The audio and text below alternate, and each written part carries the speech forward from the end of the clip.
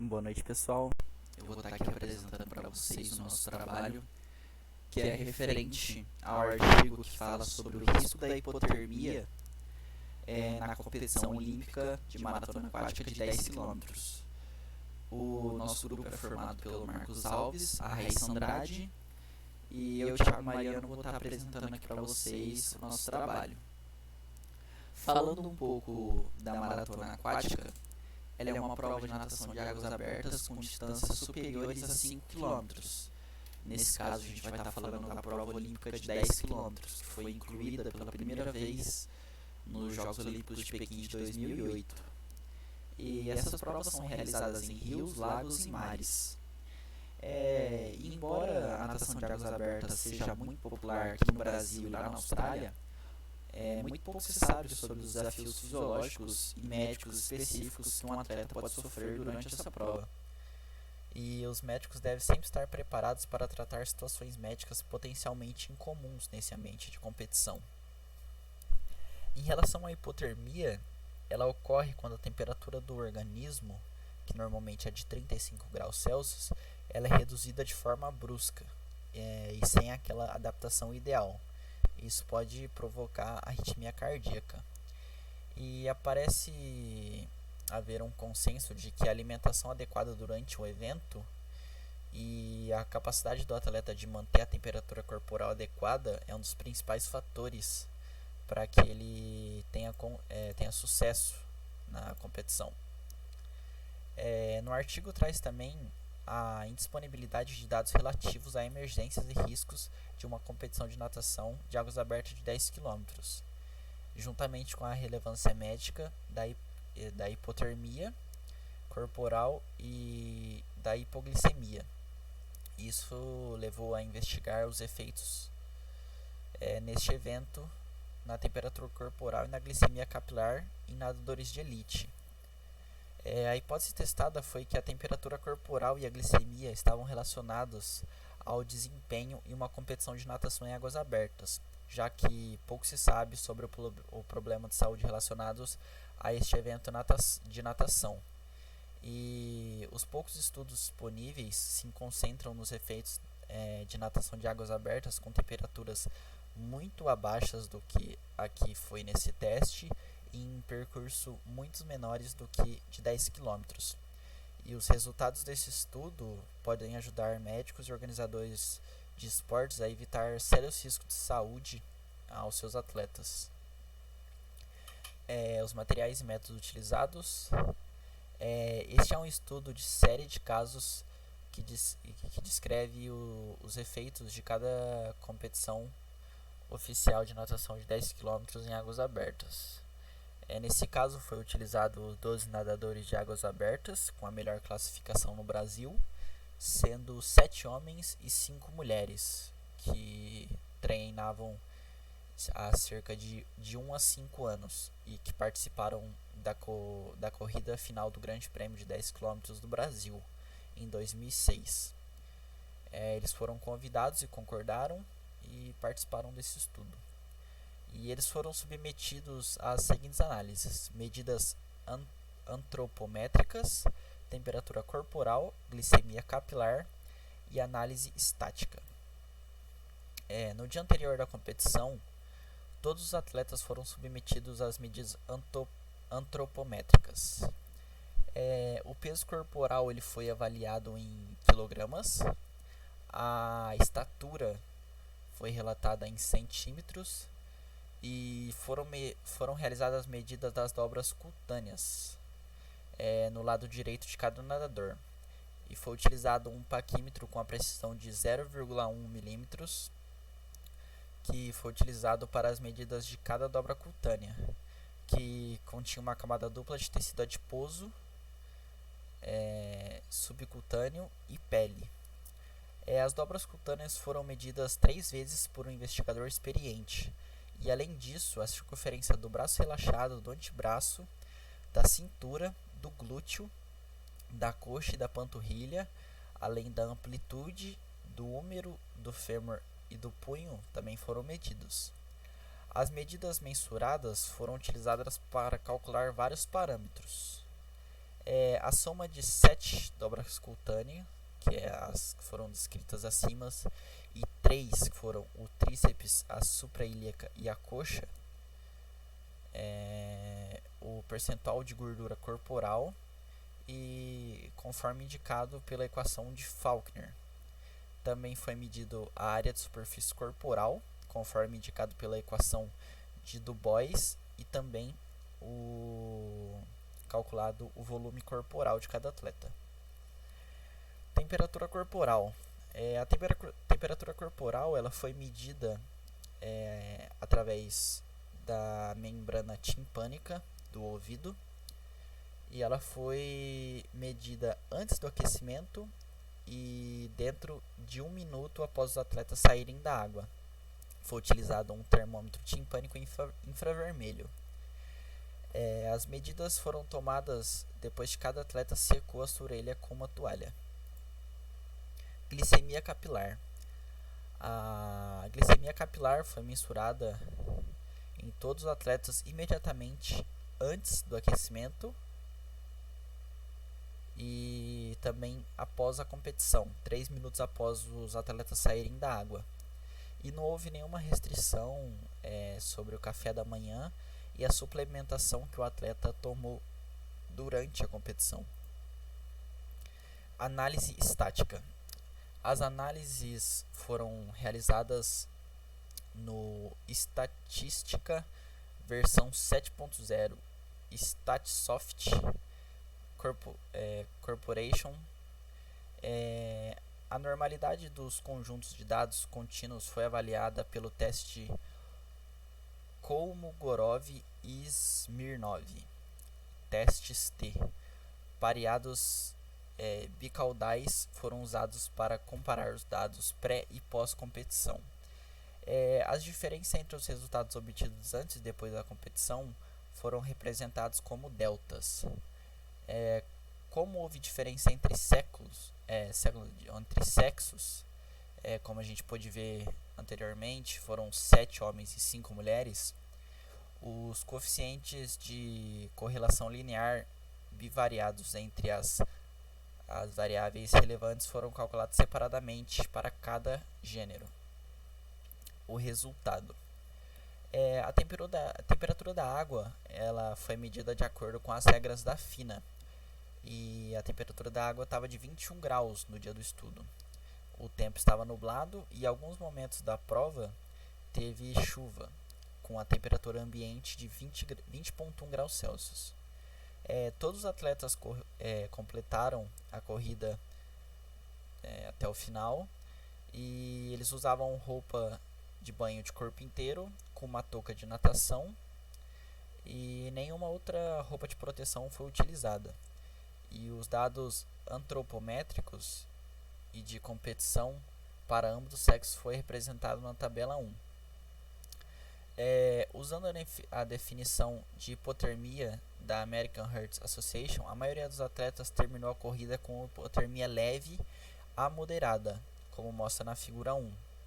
A diferença entre pós-competição e a temperatura pré-competição foram maiores no sexo feminino do que na masculino. Como a gente pode ver aqui, o sexo feminino teve uma alteração muito grande, que foi dos 37 graus e meio para os 30 graus e meio. Então foi onde teve a maior diferença, enquanto no masculino teve bastante diferença também, mas não igual o dessa mulher aqui. Todos os atletas receberam várias cargas de malto durante a corrida, com exceção de um atleta que decidiu tomar um grande café da manhã e não recebeu nenhum suplemento durante a corrida. A glicemia desse atleta foi de 161 antes da competição e caiu para 75 no final da competição. A glicemia capilar aumentou com um grupo quando os dados desse atleta em particular foram excluídos. Nos atletas de sexo masculino, o tempo total da corrida foi inversamente correlacionado com a temperatura corporal antes da competição, enquanto nos atletas de sexo feminino, o tempo total da corrida foi inversamente correlacionado com a alteração de glicemia. como a gente pode ver aqui, que foi citado aqui, o único atleta que não recebeu as cargas de malto, ele desceu dos 161 para os 75. Ele foi o único que teve essa mudança. Discussão. Os estudos anteriores que investigaram o impacto de um evento oficial de natação de 10 km em águas abertas na temperatura e glicemia de nadadores de maratona de elite não foram encontrados na literatura. Embora o presente estudo tenha sido realizado durante uma competição em águas abertas, porém em águas relativamente quentes, a maioria dos atletas apresentou hipotermia mesmo assim. A hipotermia é um problema conhecido nos esportes de ar livre, praticados em água fria. Já foram estudados 11 participantes do Dia Anual do Ano Novo de Alcatraz, em 1998, que é uma competição de natação de 3 km, ou seja, a quilometragem é muito menor do que essa prova que foi estudada, porém com uma temperatura de 11 graus. E mesmo assim, parece surpreendente que somente um dos atletas apresentou a hipotermia numa água tão fria, de 11 graus. Enquanto isso, estudaram 8 atletas russos que participaram de um revezamento de 92 km numa temperatura abaixo de 11 graus. E nesse tipo de competição, cada atleta decide a duração, sua duração própria, com base no esforço percebido e em outras sensações que podem aparecer durante a corrida. Como a temperatura da água era muito baixa, a duração média do banho foi de 53 minutos. 3 atletas apresentaram hipotermia, mas nenhum deles apresentou temperatura central abaixo de 34 graus, sugerindo que a maioria dos atletas era capaz de julgar quando era necessário deixar a água antes que a temperatura central caísse para um nível aceitável.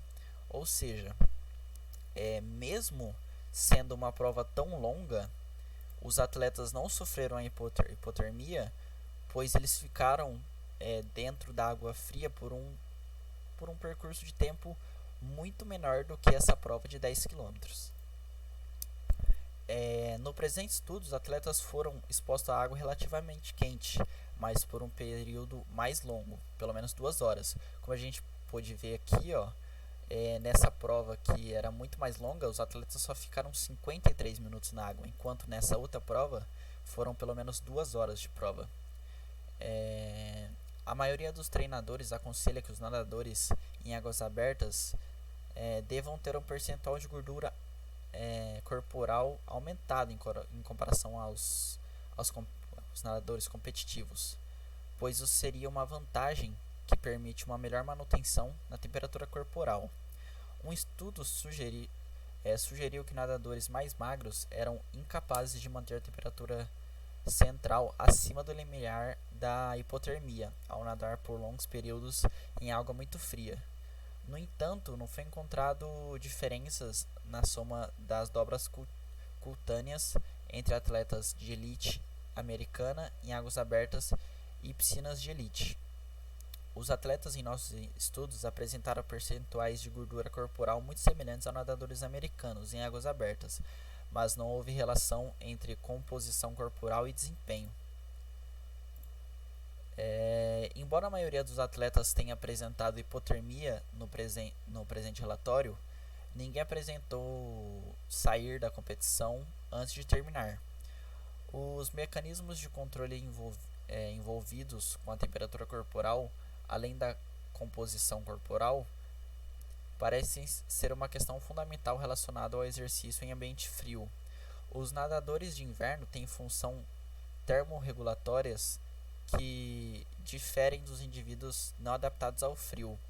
Essa melhor função termorregulatória não está relacionada à porcentagem de gordura corporal dos nadadores adaptados ao frio, mas às funções sensoriais modificadas de seus centros termorregulatórios hipotalâmicos, que reduzem o calor perda e produz menos calor durante a exposição ao frio. Além disso, os nadadores de inverno mostram uma capacidade aumentada de produção de calor sem tremores. No presente estudo, a gordura corporal não se associou ao desempenho. Alternativamente, a temperatura corporal parece ter desempenhado um papel no desempenho, pelo menos entre os atletas do sexo masculino, pois a temperatura antes da competição foi inversamente correlacionada com o tempo para concluir a corrida. Finalmente, há poucas dúvidas que a ingestão de carboidratos durante o exercício prolonga ou atrasa a fadiga. No presente estudo, a maioria dos atletas manteve e aumentou a glicemia com suplementação de carboidratos durante a corrida e a hipoglicemia não foi um problema.